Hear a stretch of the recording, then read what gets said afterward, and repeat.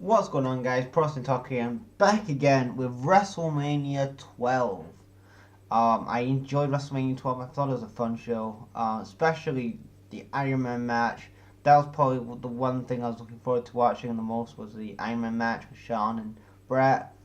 I'll talk about that later on. But overall, the show wasn't that bad. It was better than WrestleMania 11. Oh my god! I just finished reviewing that thing, and finally I can say that that show fucking sucks. Now I've seen quite a lot of WrestleManias, and that was the worst. People say WrestleMania 2000, like WrestleMania 16 was bad. That was the worst. But anyway, less of that.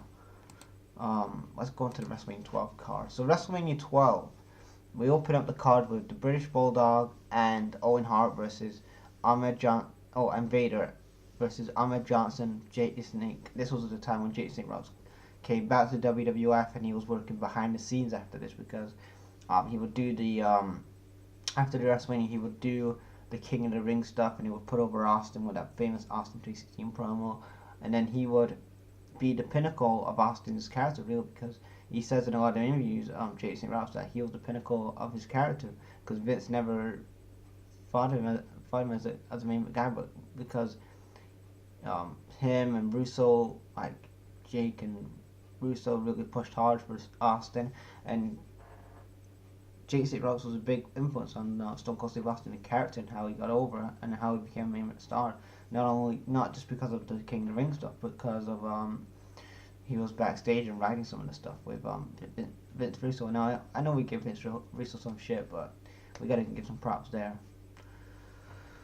Then we got Roddy Piper versus Goldust. Before the match, they had they was doing a Hollywood brawl, so they would brawl backstage, and then they would have like this helicopter, like this cop chase, and you'll see this helicopter, and he's seeing like Roddy Piper is on the phone to Vince McMahon, and it's like, I can't hear, Like I thought it was fucking awesome. I would love to see something like that in today's WWE.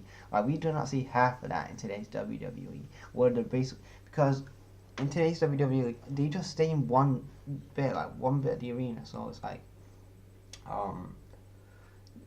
they'll stay in the arena and then the concourse arena, and then that's it. They won't go outside or even on the fucking highway. That was awesome. And then they get back to the ring, and then they have a good match. Roddy Piper gets the win. Stone Cold Steve Austin versus Sadio Vega. This was the first WrestleMania under the Stone Cold character for Stone Cold Steve Austin, and before that he was the ringmaster. This was a good first match for Stone Cold WrestleMania. It wasn't like a long match, but we will obviously see how big this guy would become as a star, and how he would influence the business. In a year, 2 years later. I'll say 6 months later, and 2 years later. So yes, Stone Cold got the win. Then we had the Ultimate Warrior versus the Gamer, Hunter S. Helmsley again. And for the people who say that Triple H does not put over talent and has never been buried, look at WrestleMania 12 and look at this match. This was the time when Warrior came back, 1996. He basically had a 1 minute 39-second match with the Gamer. Okay, and Triple H took the pin. So for people who say that Triple H has never put over anybody or he buries talent, he actually has been buried himself. He knows what he's like. So, for people say, oh, he has to put anybody over and whatever, well, that's bullshit, because look at this, WrestleMania 12, God did the job again. So, for all the people saying, again, God does not do the job again, do talent again, look at WrestleMania 12 again, it will tell you exactly again. And that was it again, short match again. And after that, we had The Undertaker versus Diesel. It was a whatever match. I didn't care about it. Then we had the match that I was excited about the most, and that was Shawn Michaels versus Bret Hart in a 60-minute Iron Man match for the WWF title. And this match was awesome. I'm not going to talk about all the spots in the match because there's a lot of them, and I'm just going to talk about some of the highlights. First off, Shawn Michaels had a great entrance. I want to talk about the zip wire entrance he had.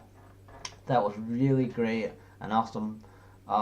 I loved that, and I loved the video package you had beginning of the show. Like you had Shawn Michaels, the guy that's been waiting 13 years to become WWE champion, you know, he was his boyhood dream to become WWE champion, and he finally became champion on this night.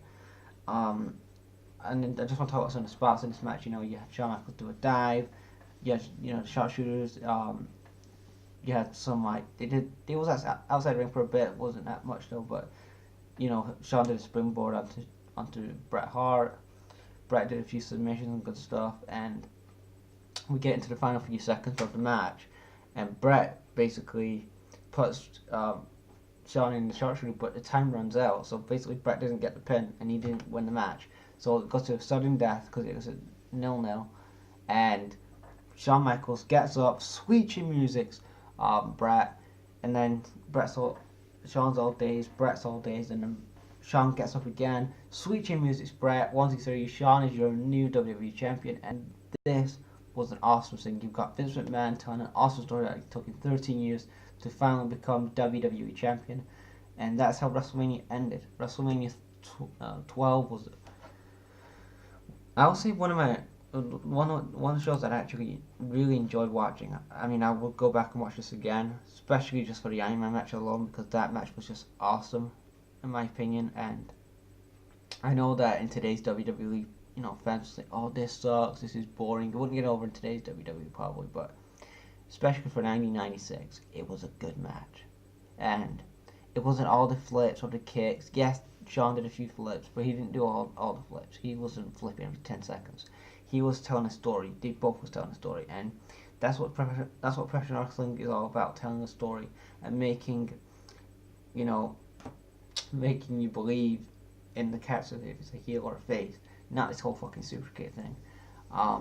And the way Vince saw that commentary, how he's been waiting 13 years to become WWE champion, and he finally won his WWF championship. Just awesome storytelling, and this is my problem with the commentators I have today in WWE. Is that today's commentators in WWE, they don't tell the full story of the background of the wrestlers. Yes, they'll say it a bit, but Vince is backstage and he's roboting all these commentators, so they don't get to actually tell the audience the background of the character. So this is my problem with some of the characters in today's WWE. You get to hear from maybe a Finn Balor or a Seth Rollins character, but apart from that, and some other guys, like say somebody like I'm trying to think of something like an Apollo Crews, like you haven't thought of his character and what he actually is. So yeah.